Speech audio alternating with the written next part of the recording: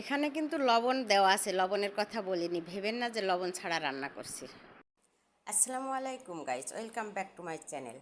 আজকে আমি রোস্টের মতো করে এই মুরগিটা রান্না করছি, তাই শেয়ার করছি আপনাদের সাথে। চলুন রেসিপিটি দেখে আসি। এটা আমার বাচ্চার খুব পছন্দ, তার আজকে এটা রান্না করে দিতে হবে। আর সাথে থাকবে পোলাও সাদা। এখানে মরিচটা কিন্তু একদমই অপশনাল, তো আমি সামান্য একটু মরিচ দিয়েছি। আর এখানে এক মুঠ আছে বেরেস্তা, হাফ চা চামচ আদার গুঁড়া, এক চা চামচ জিরার গুঁড়া, এক চা চামচ ধনিয়ার গুঁড়া। এখানে আছে রসুন, পেঁয়াজ, কাজু বাদাম, পেস্তা বাদাম, আর আছে কিশমিশ। আর 2 টুকরা দারুচিনি আছে, একটা তেজপাতা আছে, 3টা এলাচ আছে, 2টা লবঙ্গ আর 2টা গোলমরিচ। আর এখানে আছে 3 টেবিল চামচ টক দই। এখানে একটা লেবু চিপে দেওয়া আছে। এগুলো একসাথে এবার ম্যারিনেট করে নেব। ম্যারিনেট করে এটা 10-15 মিনিট রেস্টে দিলে ভালো হয়, কিন্তু আমার এখন সময় নেই। আমি এটা সাথে সাথে চুলায় বসিয়ে দিব। সে স্কুল থেকে এসে খাওয়া দাওয়া করবে। আমার আজকে দেরি হয়ে গেছে, আজকে তার বার্থডে। আপনারা সবাই তার জন্য দোয়া করবেন। তেল দিয়ে দিব। আপনারা এটা বাসায় অবশ্যই ট্রাই করবেন। সবসময় রোস্ট না তৈরি করে এই রান্নাটা কিন্তু অনেক টেস্ট, ছোটো বড় সবারই পছন্দ হবে।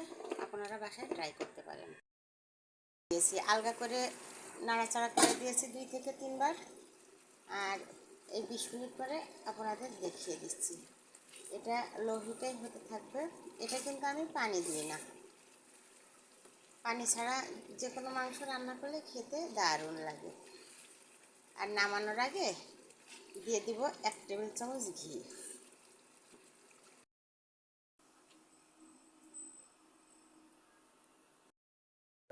অলমোস্ট মাংস রান্না ডান। আমি এখানে এখন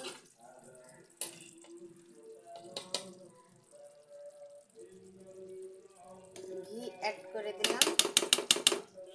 আর দিব এখানে একটু চিনি দিয়ে এটা 5 মিনিট চুলায় ঢেকে রাখবো। চুলাটা অফ করে দিব, দিয়ে ঢেকে রেখে এটা নামিয়ে নেব। এই যে এর মাংসর আসল রূপটা এইটা, এটা খেতে কিন্তু দারুণ। শুধু এটাই কিন্তু ছাড় না, এখন আমার তার ইউনিকভাবে পিৎজা বানাই দিতে হবে। আর একটা কেক তৈরি করে দিতে হবে ছোট্ট করে, সুন্দর করে ক্রিম দিয়ে। সে আবদারগুলোও অবশ্যই পূরণ করব সন্ধ্যা পর্যন্ত।